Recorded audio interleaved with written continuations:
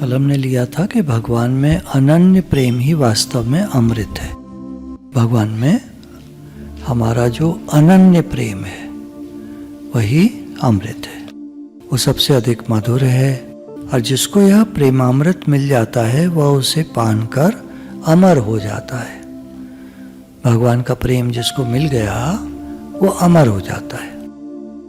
अच्छा, आप देखें तो भगवान का प्रेम तो सबसे है। भगवान ने कहा सब मम प्रिय सब मम उपजाए, सब मेरे प्रिय हैं। लेकिन यहाँ एक बात फर्क है। क्यों कहना पड़ा कि जिसको प्रेम मिल गया? क्योंकि उनको चाहता कौन है, इसलिए प्रश्न उठाइए कि भगवान का तो सबसे प्रेम है, फिर सब क्यों नहीं मुक्त हो जाते, सब क्यों नहीं भगवान से मिलके एक हो जाते? तो भगवान का तो है, क्या हमारा है? यहाँ प्रश्न खड़ा हो जाता है। तो उत्तर ये हुआ कि सबका प्रेम भगवान से नहीं होता, और जिनका हो जाता है उनके लिए ये प्रेम अमृत है, अर्थात उनका जन्म मरण का चक्कर मिट जाता है, वो भगवान से मिलकर एक हो जाते हैं। अब एक भक्त जो हैं बोधसार में कहते हैं कि प्रियतम श्री कृष्ण की पूजा करते समय शरीर पुलकित हो गया, भक्ति से मन प्रफुल्लित हो गया, प्रेम के आंसुओं ने मुख को और गदगद वाणी ने कंठ को सुशोभित कर दिया। भगवान के लिए प्रेम के आंसू आए। भगवान के लिए जब कोई भक्त रोता है तो उसको सब बड़े आश्चर्य और प्रेम से देखते हैं। देखो भगवान के लिए रो रहा है, हमको तो रोना आता ही नहीं भगवान के लिए, हम तो दुनिया के लिए रोते हैं जहाँ सब मिलके छूट जाने वाला है, और ये उनके लिए रो रहा है जो मिल गए तो छूटेंगे नहीं कभी। असली रोना तो इसका है, हमारा तो बेकार है। अब तो हमें एक क्षण के लिए भी फुर्सत नहीं है कि हम किसी दूसरे विषय को स्वीकार करें। भगवान के अलावा किसी अन्य इंद्रियों के विषयों को स्वीकार करने की हमें फुर्सत नहीं है, हमारे पास टाइम नहीं है। भगवान से प्रेम हो गया, जिसको कहीं प्रेम हो जाता है, संसारी ले लीजिए उदाहरण समझने के लिए, किसी लड़की को प्रेम हो गया लड़के से, लड़के को हो गया लड़की से, अब वो टेलीफोन लिए लिए ऐसे पागल से भर्राए फिरते हैं कि उनका कहीं ध्यान नहीं है, उन्हें किसी से मतलब नहीं है। कोई कुछ भी बोले कुछ करे उनको सब पागल दिखते हैं। वो अपने में उनका दिमाग ऐसा उलझ जाता है, इतना ज़्यादा उलझ जाता है उनका प्रेम अपने इष्ट में कि उनका ध्यान हटता नहीं वहाँ से। और हमारा अपने इष्ट में ऐसा प्रेम हो जाए तो प्रेम के आंसुओं ने मुख को और गदगद वाणी ने कंठ को सुशोभित कर दिया। गदगद वाणी ने भगवान के लिए पुकार में, भजन गाने में, तल्लीनता में, हे गोविंद हे गोपाल हा कृष्ण, तो ऐसी गदगद वाणी ने कंठ को सुशोभित कर दिया। अब हमें एक क्षण के लिए भी फुर्सत नहीं है कि हम दूसरे किसी विषय को स्वीकार करें। सब विषय अत्यंत अत्यंत तुच्छ हैं, भगवान के सामने कुछ नहीं है। ला इलाहा इल्लल्लाह, कुछ नहीं है, सिर्फ एक अल्लाह है, कुछ नहीं है और कुछ नहीं है। सब विषय अत्यंत तुच्छ हैं भगवान के सामने। इतने पर भी सायुज्य आदि चारों प्रकार की मुक्तियां न जाने क्यों हमारे दरवाजे पर खड़ी हमारी दासी बनने को आतुर हो रही हैं। अब भाई मना कर दिया मुक्तियों से कि भाई जाओ यहाँ से, तो वो हमारे दरवाजे पे खट्ट खट्ट कर रही हैं, चलो जी भक्त जी आप मुक्त हो जाओ, हमें ना होना यार, तुम जाओ यहाँ से, हमें तो भगवान प्यारे लगते हैं, हमारा भगवान से प्रेम हो गया है, तुम हटो। भक्त यदि भुक्ति और मुक्ति को स्वीकार कर ले तो वे अपना परम सौभाग्य मानती हैं। भोग और मुक्ति ये दासी बन जाते हैं, दास बन जाते हैं, और परम सौभाग्य मानते हैं कि भक्त हमें स्वीकार करें, परंतु भक्त ऐसा नहीं करते। काकभूषण जी कहते हैं, जिमि थल बिनु जल रही न सकाई, जैसे जमीन के बिना पानी कहाँ ठहरे, कोटि भांति को करे उपाय, कैसे भी पानी को रखने का प्रयास करो। कहाँ रखोगे पानी को? कोई तो साधन चाहिए। तो सबसे बढ़िया साधन तो जमीन है, मिट्टी। गड्ढा खोद दो, पानी भर दो, कुआं खोद दो, पानी आ जाएगा। तो जमीन पर ही पानी टिकता है। बाल्टी में कब तक रखोगे, हाथों में कब तक रखोगे? तो कोई आधार चाहिए। तथा मोक्ष सुख सुन खगराई, रही न सकई हरि भगत बिहाई। भक्त जो होता है बिना भगवान के रह नहीं सकता। उसको मोक्ष वगैरह उसके लिए नहीं है। जल के लिए जमीन है, भक्त के लिए भगवान है। जल का कोई और ठौर नहीं, मुक्ति का कोई और ठौर नहीं। संसारी को चाहिए नहीं, भक्त को चाहिए नहीं, बेचारी मुक्ति मारी मारी फिरती है। संसारी को चाहिए नहीं, भक्त को चाहिए नहीं, मुक्ति मारी मारी फिरती है। तो हरि के भक्त जो होते हैं वो हरि के बिना उनका कोई और ठौर नहीं। जैसे जल का पृथ्वी के बिना कोई और ठौर नहीं। यहां सिद्धि का अर्थ कृतकृत्यता लेना चाहिए। भक्त को किसी वस्तु के अभाव का बोध नहीं रहता। अब यहाँ समझने की बात है, थोड़ी सी लाइनें हैं, देखो ध्यान से हम लोग सुने देखें। भक्त को किसी वस्तु के अभाव का बोध नहीं रहता। कोई कमी का एहसास भक्त को नहीं होता। हमको होता है क्योंकि अभी हमारी दृष्टि संसार पर है। भक्त को नहीं होता कोई कमी का एहसास। कुछ खाना है नहीं, भक्त को नहीं खाना है। खिलाना है बात और है, पर खुद खाना है यहां तक भरा है। ऐसे भक्त का बात कर रहे हैं। तो भक्त को किसी वस्तु के अभाव का बोध नहीं रहता। उसे कोई कमी का एहसास नहीं होता। उसको कोई अभाव नहीं फील होता कि मुझे कुछ चाहिए, मेरे पास कोई कमी है। वह प्रियतम भगवान के प्रेम को पाकर सर्वथा पूर्ण काम हो जाता है, तृप्त हो जाता है। भगवान के प्रेम को पाकर वो पूर्ण तृप्त हो जाता है। उसे किसी प्रेम की आवश्यकता नहीं है। अब एक साधक हैं तो कह रहे मेरे तो सिर्फ आप हैं। टेलीफोन में मैसेज कभी कभी आ जाए कि मेरे तो सिर्फ आप हैं और मेरा कोई नहीं है और मेरा तो सिर्फ आपसे प्रेम है। अभी 2 दिन पहले चले गए वो कहीं किसी फंक्शन में, तो पता चला तो इधर से मैसेज कर दिया कि जहाँ प्रेम होता है वहाँ पूछ के तो जाया जाता है। भाई हमारा प्रेम है तो हमें कहीं जाना है तो हम बता तो देंगे कि हम वहाँ जा रहे हैं। घर में आपका प्रेम होता है, आप घर बता के जाते हो, मैं बाजार जा रहा हूँ, मैं कहीं जा रहा हूँ। बिना बताए तो नहीं जाता कोई, बता के ही जाते हैं। घर में चिंता हो जाएगी कहाँ चले गए। तो हमें तो घर वालों जैसा भी नहीं समझते, हमें तो किसी उसका भी नहीं समझते कि भाई आप कहीं फंक्शन में चले गए, आपका मन है आप चले गए। ये मैसेज भी नहीं करा, अरे कर देते कि हमारे घर का फंक्शन है तो कितना अच्छा लगता। फ़ौरन कहते हाँ हाँ जाइए, और क्या। तो फिर रोने गाने लगे। तो इधर लगा कि संसार में कोई किसी का नहीं है, बातें करता है आदमी। भगवान का भी कोई सगा नहीं है। ये तो भगवान के हाथ में सबकी डोर है, तो डर के मारे कांपते हैं लोग। नहीं तो भगवान का कोई सगा नहीं है। हर आदमी अपने चक्कर में, मन के चक्कर में घूम रहा है। अपनी बीवी का सगा नहीं है आदमी, अपने बच्चों का सगा नहीं है, बच्चे माँ बाप के सगे नहीं है। एक बात ध्यान में आई कि वो लड़के की शादी कर दें, कौन सा उनका सगा हो जाएगा। वो अभी झूठ बोलते हैं मान लो, तो उनका लड़का झूठ नहीं बोलेगा। जैसा देखा है बाप को वैसे ही वो करेगा, वो भी झूठ बोलेगा।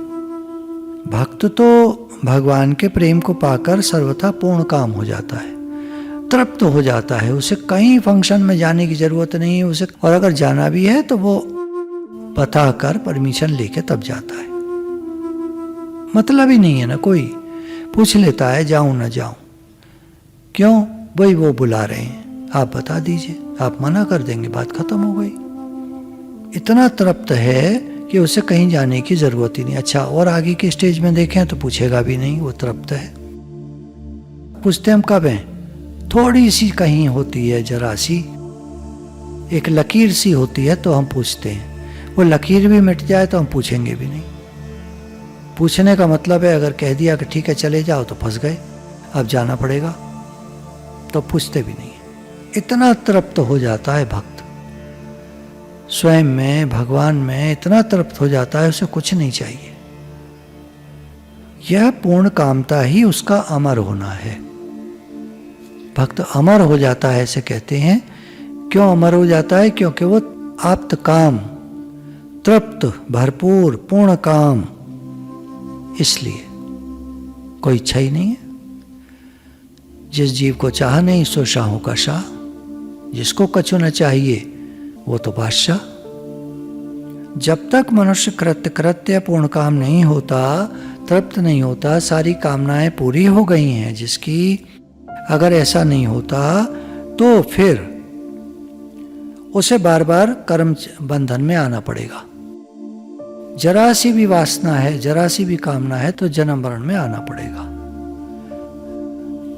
तो जब तक भगवान से प्रेम पूरा नहीं हो जाता हमारा, तब तक जन्म मरण का चक्कर चलता ही रहता है। कर्मवश उस व्यक्ति को बार बार आना पड़ता है।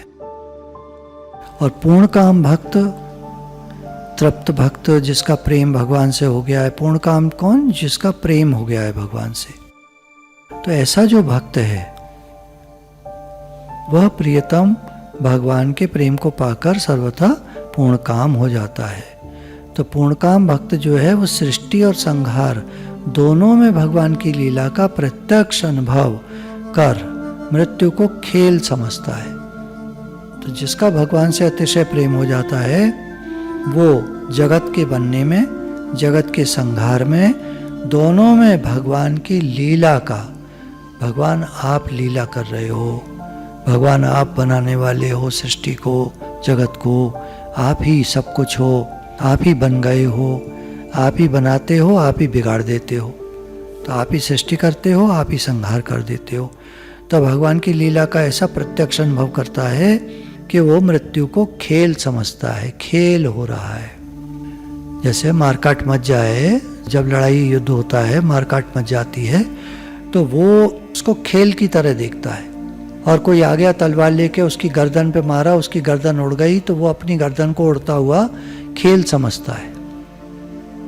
इतना उसका भगवान से प्रेम हो जाता है। देखो पहले बात को समझो, कहाँ से शुरू हुई बात? जब भगवान से अतिशय प्रेम हो जाता है तो पूर्ण काम हो जाता है। अब उसको संसार से कुछ नहीं चाहिए, उसको शरीर से भी कुछ नहीं चाहिए। न शरीर की ओर ध्यान है, न संसार की ओर ध्यान है। तो मृत्यु को खेल समझता है। वास्तव में उसके लिए मृत्यु की ही मृत्यु हो जाती है। उसके लिए तो उसको लगता है कि मृत्यु की भी मृत्यु हो गई है, मृत्यु खत्म है ही नहीं।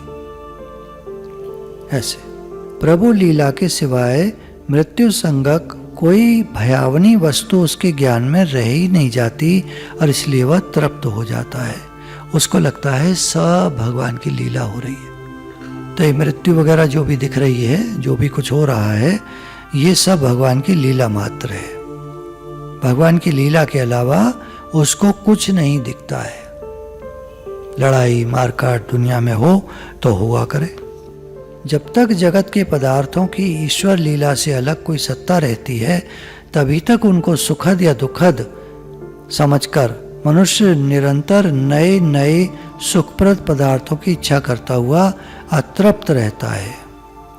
जब तक भगवान से प्रेम नहीं हुआ, ऐसा नहीं लगा ये जगत भगवान की लीला है, वो सब खेल कर रहे हैं, उनका ये सब संसार को चलाना खेल मात्र है, कहीं कुछ हो रहा है, कहीं कुछ हो रहा है, कहीं कुछ हो रहा है, ये सब भगवान करा रहे हैं। तो फिर क्या होता है? ना उसको संसार सुखद लगता है, ना दुखद लगता है, सब कुछ भगवान करा रहे हैं। तो नित्य निरंतर नए नए सुखप्रद पदार्थों की इच्छा क्यों करेगा? क्योंकि संसारी मनुष्य तो संसार को सत्य समझकर सुखप्रद पदार्थों की इच्छा करता है और लगातार अतृप्त रहता है, लगातार उसकी प्यास बनी रहती है।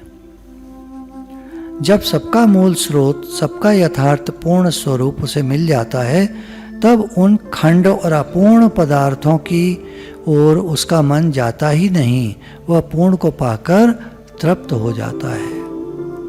जब उसको मूल, सबका मूल स्रोत, अरे ये सब भगवान से आ रहे हैं और सब भगवान में समा रहे हैं, वो एकदम तृप्त हो जाता है। वो समझता है सारी लीला भगवान की है, भगवान के अलावा कुछ नहीं हो रहा है, कहीं कुछ हो ही नहीं रहा भगवान के अलावा, एकदम तृप्त हो जाता है। तो ये खंड खंड होने वाले, नष्ट होने वाले पदार्थों में क्या मन लगाना, सत्य तत्व तो परमात्मा है, पूर्ण को पाकर तृप्त हो जाता है। जिसके प्रेम स्वरूपा भक्ति के प्राप्त होने पर मनुष्य न किसी भी वस्तु की इच्छा करता है, न शोक करता है, न द्वेष करता है, न किसी वस्तु में आसक्त होता है, और न उसे विषय भोगों की प्राप्ति में उत्साह ही होता है। बोला ऐसा उसका भगवान से प्रेम हो गया है, इतना प्रेम हो गया है भगवान से कि उसे संसार की किसी वस्तु की इच्छा नहीं रह जाती। ना मन में कोई शोक होता है, नहीं मिला तो शोक होता है ना, उसको कोई शोक नहीं होता। ना किसी से द्वेष करता है, इसके पास ज़्यादा है मेरे पास कम है, कुछ नहीं, उसको तो भगवान की लीला लगती है। सब भगवान की ऐसी मर्जी है, ये भगवान की लीला है, जैसा हो रहा है सब बढ़िया है, सब ठीक है। ना किसी वस्तु में आसक्त होता है, सब भगवान ही तो बने हैं, किस वस्तु में आसक्त हो। आसक्ति कर ली जब भगवान से, तो किस वस्तु में आसक्ति करेगा। हम लोग क्यों संसार में आसक्ति कर लेते हैं, क्योंकि भगवान में नहीं है अभी। तो बात को समझकर कि मूल स्रोत भगवान है, तो हम आसक्ति भगवान से कर ले। आज से ही प्रयास शुरू कर दें कि हमारी सारी आसक्ति, हमारा सारा प्रेम भगवान से। अभ्यास शुरू कर देंगे तो कहीं ना कहीं जरूर पहुंचेंगे। तो मेरा सारा प्रेम भगवान आपसे, मुझे संसार से कुछ नहीं चाहिए। सब रूपों में आप तो हैं, तो आप मिल जाएंगे, आप मिल गए तो सब मिल गया, आप नहीं मिले तो कुछ नहीं मिला, सब मिला अमिला हो जाएगा, सब छूट जाएगा, कुछ नहीं रहने वाला। तो ये कितनी अच्छी बात कही कि वो जब मारकाट भी देखता है संसार में, तो वो देखता है भगवान आप सब लीला कर रहे हो। कोई तलवार लेके आया, भक्त की गर्दन उड़ा दी, तो वो उसको लीला देखता है, अरे वाह देखो भगवान आ रहे हैं। ये नरसिंह अवतार जब हुए तो प्रहलाद जी ने तो लीला देखी भगवान की, सब लोग डर गए, देवी देवता ये वो, यहाँ तक कि लक्ष्मी जी भी, ये मेरे पति कैसे हो सकते। ब्रह्मा जी भी डर गए, जिन्होंने सब बनाई है सृष्टि। प्रहलाद नहीं डरे, भक्त नहीं डरे, वो तो देख रहे हैं सब रूपों में भगवान है। हिरण्याकश्यप ने पूछा क्या भगवान ऐसे होते हैं, तो प्रहलाद ने कहा ऐसे भी होते हैं, ऐसे भी होते हैं। खंबे में तेरे भगवान है, बोले खंबे में क्या, सब जगह भगवान है। तो भक्त की दृष्टि में सब कुछ भगवान है, तो उसका भगवान से प्रेम हो जाता है, भगवान से आसक्ति हो जाती है, फिर कहीं आसक्ति रहती नहीं, कुछ पाने योग्य रहता नहीं। हमको अभी भगवान से प्रेम नहीं हुआ है ना पूरा, तो अभी हमें बहुत पाने को चाहिए, हमें बहुत चीज़ें इधर उधर दिखती हैं। भगवान से प्रेम हो जाए एक बार, फिर कुछ नहीं, सब बढ़िया है, सब ठीक है, कुछ नहीं चाहिए। फिर भगवान से प्रेम हो गया, फिर कुछ नहीं चाहिए। जन्म मरण खत्म, सब कुछ खत्म, जीना मरना खत्म, न बीमारियां रहेंगी, न बुढ़ापा रहेगा, न मृत्यु रहेगी, न मारकाट रहेगी, न कुछ रहेगा, सारा प्रेम भगवान से। न मान अपमान, न राग द्वेष। आगे कह रहे हैं ना, 5वां श्लोक है इनका नारद भक्ति सूत्र का, कि जिनके प्रेम रूपा भक्ति के प्राप्त होने पर मनुष्य न किसी भी वस्तु की इच्छा करता है, न शोक करता है, न द्वेष करता है, न किसी वस्तु में आसक्त होता है, और न उसे विषय भोगों की प्राप्ति में उत्साह होता है। विषय भोग वगैरह उसको कुछ नहीं चाहिए, उसको सारा प्रेम उसका भगवान से। बोलिए सच्चिदानंद भगवान की जय।